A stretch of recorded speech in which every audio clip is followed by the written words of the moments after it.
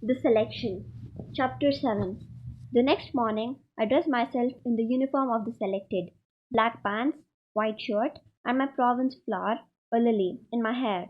My shoes I got to pick up. I chose worn out red flats. I figured I should make it clear from the start that I wasn't princess material. We were set to leave for the square shortly. Each of the selected was getting a send off in her home province today, and I wasn't looking forward to mine. All those people staring while I did nothing more than stand there. The whole thing already felt ridiculous, and I had to be driven the 2 short miles for security reasons. The day began uncomfortably. Kenna came with James to send me off, which was kind of her, considering she was pregnant and tired. Kota came by too, though his presence added more tension than ease. As we walked from our house to the car we had been provided, Kota was far the slowest, letting the few photographers and well wishers who were there get a good look at him. Dad just shook his head. May was my only solace. She held my hand and tried to inject some of her enthusiasm into me. We were still linked when I stepped into the crowded square. It seemed like everyone in the province of Carolina came out to see me, or just see what the big deal was. Standing on the race stage, I could see the boundaries between the cars. Margareta Steens was the three, and she and her parents were staring daggers at me. Tenile Digger was a seven, and she was blowing kisses. The upper caste looked at me like I'd stolen something that was theirs. The fours or on down were cheering for me, an average girl who had been elevated. I became aware of what I meant to everyone here, as if represented something for all of them. I tried to focus in one those faces, holding my head high. I was determined to do this well. I would be the best of us, the highest of the lows. It gave me a sense of purpose. America Singer, the champion of the lower caste. The mayor spoke with a flourish. And Carolina will be cheering on the beautiful daughter of Magda and Shalom Singer, and new lady America Singer. The crowd clapped and cheered. Some threw flowers.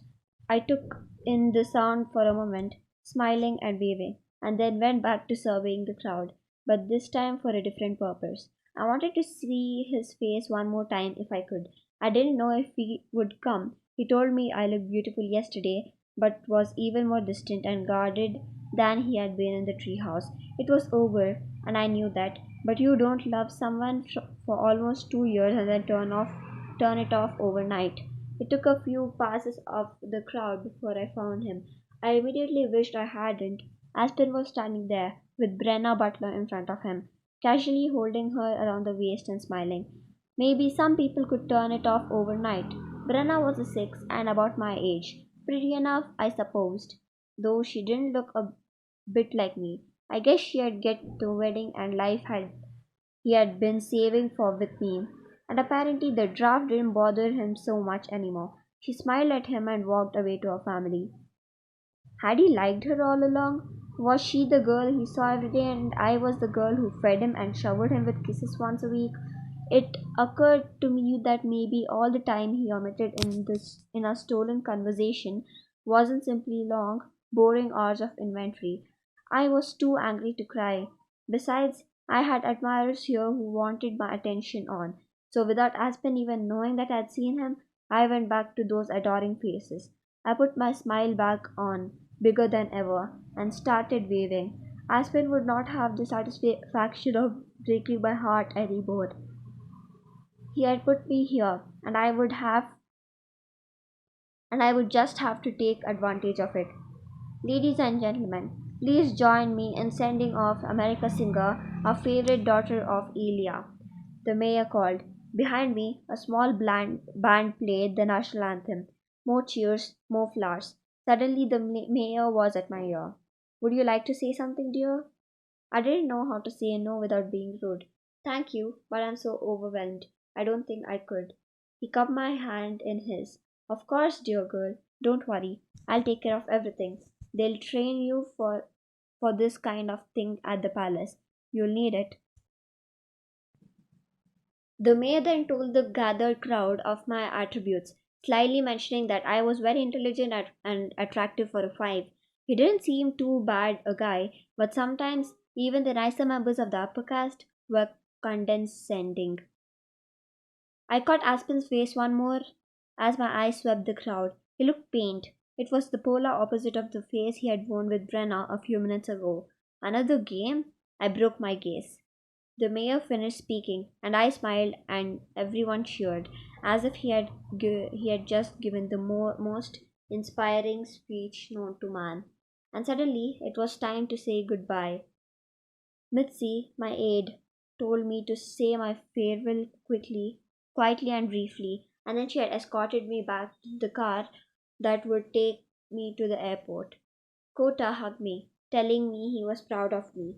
Then, not so subtly, he told me to mention his art to Prince Maxim. I wiggled out of that embrace and as gracefully as I could. Kenna was crying. I barely see you as it is. What will I do when you're gone? She cried. Don't worry, I'll be home soon enough. Yeah, right. You're the most beautiful girl in Ilya. He'll love you. Why did everyone think it all came down to beauty? Maybe it did. Maybe Prince Maxim didn't need a wife to speak to, just someone to look pretty. I actually shivered, considering that as my future, but there were many girls much more attractive than me going.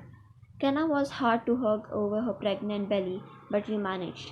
James, who I really didn't know that well, hugged me too. Then it was Gerard. Be a good boy, okay? Try the piano. I'll bet you're amazing. I expect to hear it all when I come home. Gerard just nodded, abruptly sad. He threw his tiny arms around me. I love you, America. I love you too. Don't be sad. I'll be home soon. He nodded again, but crossed his arms to pout. I had had no idea he'd take my leaving this way. It was the exact opposite of me. She was bouncing on her toes, absolutely giddy. Oh, America, you're going to be the princess. I know it. Oh, hush. I'd rather be an eight and stay with you anyway. Just be good for me and work hard. She nodded and bounced some more. Then it was time for Dad, who was close to tears. Daddy, don't cry. I fell into his arms. Listen to me, kitten. Win or lose, you'll always be a princess to me. Oh, Dad. I finally started to cry. That was all it took to unleash the fear, the sadness, the worry, the nerves, the one sentence that meant none of it mattered.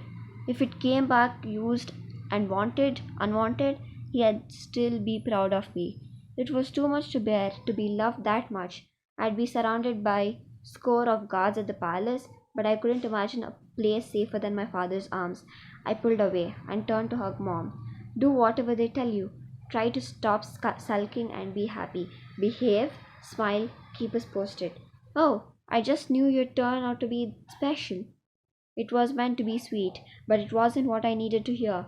I wish she could have said that I was already something special to her, like I was to my father. But I guess she would never stop wanting from me. Maybe that's what mothers did. Lady America, are you ready? Mitzi asked. My face was away from the crowd. I quickly wiped away my tears. Yes, all ready. My bag was waiting in the shiny white car. This was it. I started to walk to the edge of the straight to the stairs. Mare! I turned. I'd know that voice anywhere. America! I searched and found Aspen's flailing arms. He was not pushing the crowd aside, people protesting at his not so gentle shoves. Our eyes met. He stopped and stared. I couldn't read his face. Worry? Regret?